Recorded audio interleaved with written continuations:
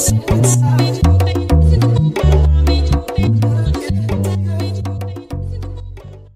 what's up, and welcome to my corner of the internet. Alright, this is like my third time recording this video because I haven't liked anything I've recorded. So boom, check this out. It is no secret that on my channel I avoid some of the most popular animes, and I try to at least recommend things that might not be seen within the mainstream. It's at least a little bit popular, but not so popular that everyone knows about it.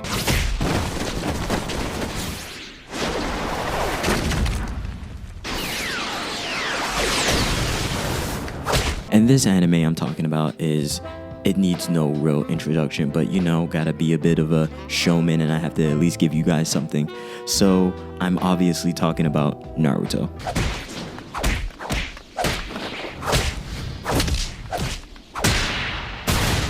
The reason why I've been thinking about Naruto is because I realized the impact of Naruto while watching some TikToks, while looking through the internet, while looking through fan art, through Twitter, and I realized Naruto has pretty much launched this anime culture that I'm a part of. And as someone that grew up with anime his entire life, anime, manga, all sorts of other things,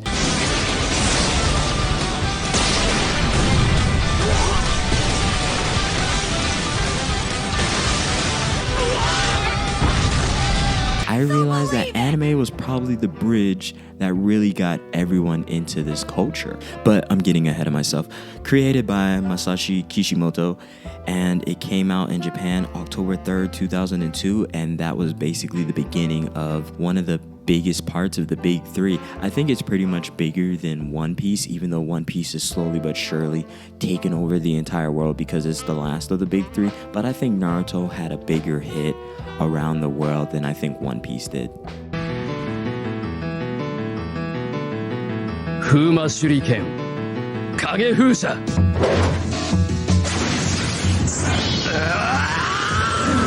Now, also on that note, first shown on Adult Swim was September 10th, 2005. It sounds so weird to say that because it makes me feel old, because I was maybe, I'm not even going to try and do the math, I was like maybe 10 around that time. And Naruto really was that one anime that I was like, this is super cool. I remember when episodes didn't used to come out all the time. It would only come out on Saturdays. And then I remember when Naruto disappeared because Shippuden was taking time to be animated. There was so many moments throughout my life that Naruto was there, and everyone remembers the first moments when they saw certain fights, they saw certain stories, and so many people started really talking about anime. I can't believe it! And also, I was there for the AMV era when it was on MySpace instead of YouTube, and then it spilled over because MySpace basically left or whatever. I think this is probably one of the most beloved animes ever, and I think that's probably why I avoided it, because everyone knows anime. Like, what type of introduction can I do for Naruto? This is a boy that was a ninja that got a tailed beast sealed inside of him and ostracized from his entire people and wants to be the leader of his village, and the adventure ensues from that. Naruto had some banger first arcs also. Like, Naruto doesn't get a lot of credit for introducing the story and giving us something that we're going to be addicted to for literally decades.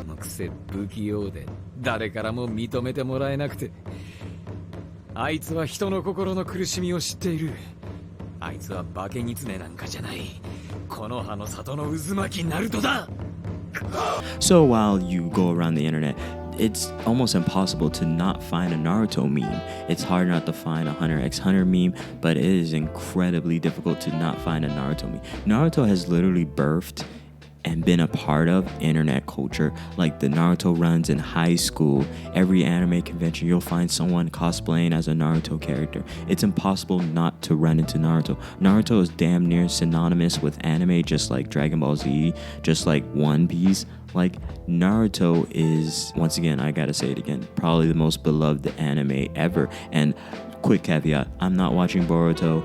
Maybe when it ends, I might watch it just to see how that goes, but a part of me is so much in love with Naruto that I just can't watch Boruto and be interested. I'm sorry. If Naruto had just ended, I would have been totally fine with it.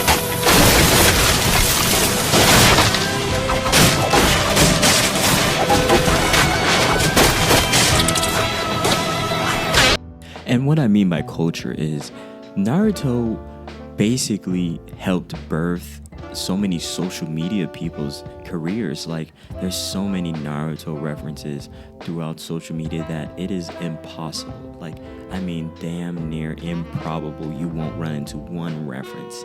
And I think Naruto also is the reason why animes like Demon Slayer, Boku no Hero are able to make splashes with their movies nowadays. Like, if some of Naruto's movies came out now versus, like, say for instance when I was a teenager, I think it would have did so much better, because anime movies didn't necessarily catch on unless you were like really into anime. And I feel like the taking over of like the comic book rankings, this is like, I think we're during the time where basically anime and manga rule all of like printed media, and the American world has no idea what to do with that, and they can't figure out why, which is a totally separate topic, and I'm totally not getting into it.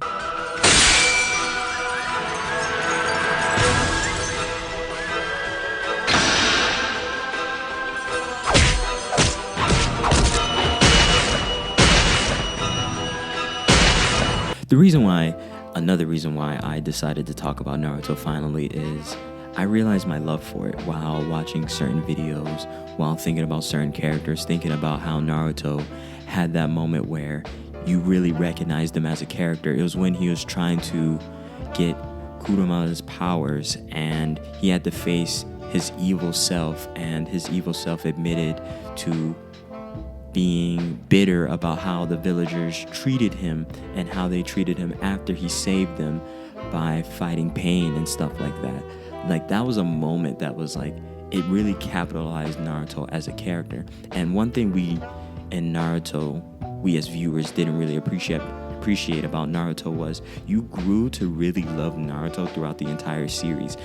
Since Naruto started, I'm gonna be honest with you, I wasn't a fan of him. I was more of a Sasuke fan. I was more of a Rock Lee fan. I just thought everyone else was more interesting than Naruto. But throughout the entire series, Kishimoto wrote Naruto to grow, to innovate, to become more important, to be able to keep to his ethos, and to suffer so many sad moments. And his character growth is incredible, and it's so beautiful to at least see where he started and where he ended up. And it was funny, towards the ending arc of Naruto, Tobirama acknowledged so many great qualities of Naruto that I didn't necessarily put to Naruto, but then I got to realize and love.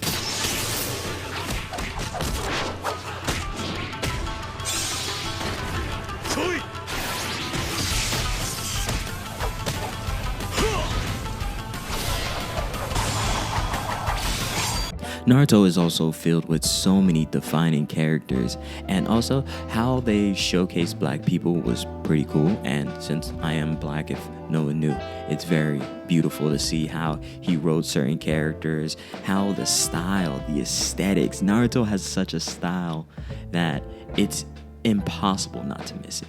It's impossible to not be enamored by how different ninjas had their ways of fighting, how they all showcase themselves in their techniques and hand signs. All sorts of different things were so incredible about Naruto, and I gush over some of the memories and looking back on certain fights.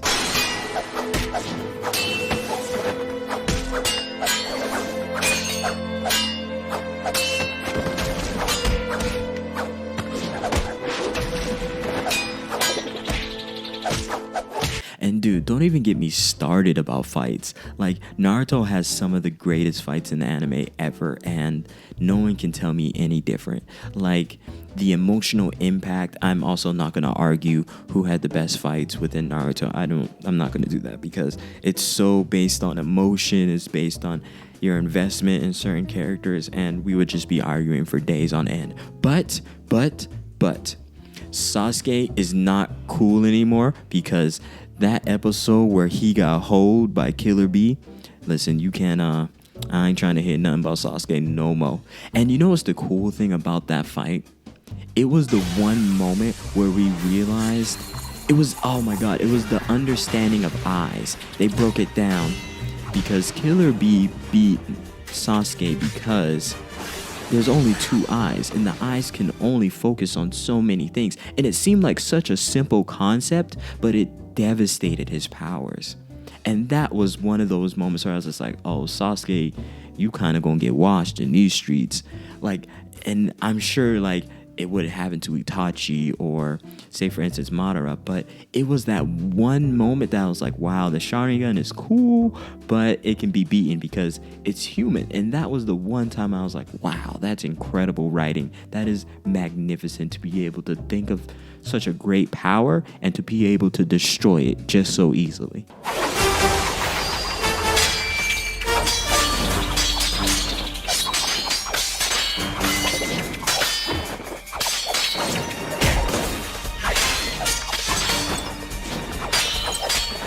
And let me not talk about writing. Naruto is notorious for being taken apart for some of its writing, some of its filler. But I think the story kept true to itself throughout the entire story. Though it had some goofy moments, it had some moments where it messed up and it didn't really get to where it was still the show that we all fell in love with and like transformed anime culture. But I think the story still hung true to what the ethos was, the choosing of hope and love and understanding and dealing with pain. There's a lot of philosophical aspects within this anime that were talked about, that were dealt with, and I enjoyed a lot of it. And unfortunately, the story at times gets a bad rap in retrospect, but I think that's just time doing what time does. It makes us look back on things in a far worse lens.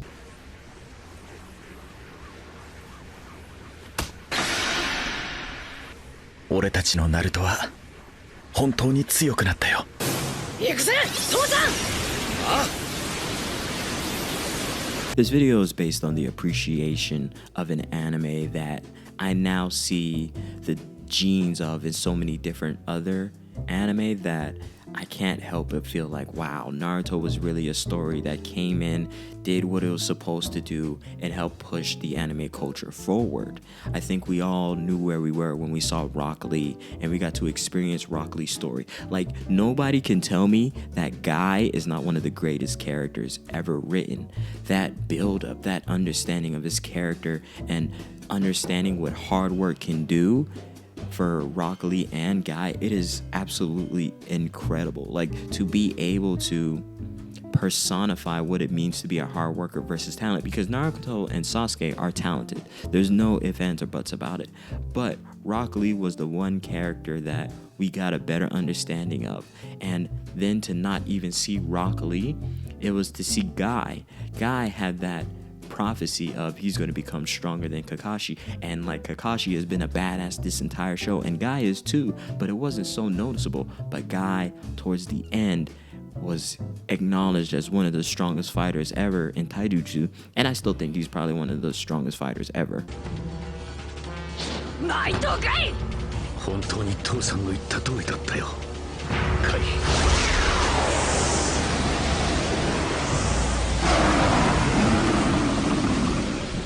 There was also the character development within Gaara. Even though I hated the haircut, but hey, character development, it's whatever, it's his characters, he can do whatever he wanted.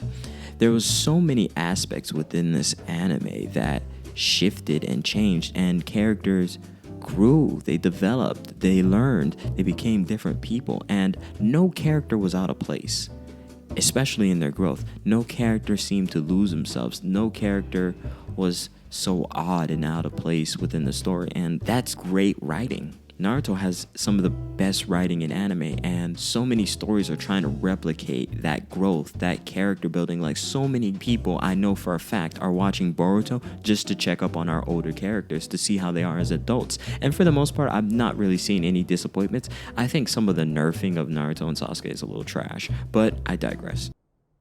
Do you think that you might be willing to take on the role of my father at the wedding? Naruto, is that what you wanted to talk to me about? Back to like fights and animation. Naruto had some of the best fights. He catched a lot of bodies. Learning about Itachi was so painful. Learning about pain was so painful. There is genuine human emotion, and the moments when we thought Hinata was dead, bro, I felt that in my soul. Like, that was crazy, son. There was so many different moments that I can just exclaim and talk about and remember, and clearly remember the build up. And also, did anyone else remember that like month to 2 month period of just straight filler episodes before some of the greatest fights in anime? Well, in Naruto. Like, I know I can't be the only one that sat through all of that, and thank us for like getting through that. It was one of those moments where I was just like, oh my god, I hate everyone and I want to stop watching Naruto for the rest of my life. And I even took a break because I was just like, oh, this is a filler. And I was talking to someone else who would just watch it endlessly, and I was like, dog, I can't do this. I need to see what happens and what goes on. Farewell, friend!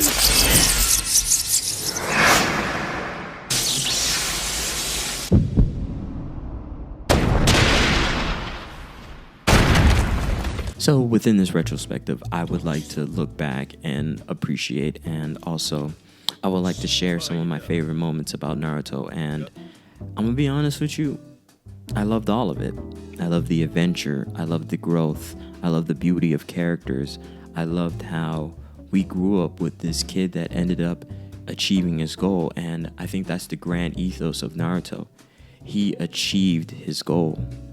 He set out to do something and ended up doing it, and that's very important as a human, to stick to your own morals and to deal with what life throws at you and to deal with challenges, and to always choose to do your best and to learn, to innovate, to be forgiving, to have less resentment for the world around us. There's so much beauty within Naruto that it has helped change me as a person. It's helped develop me as a person, and I can't help but thank it and appreciate it. So that's about it.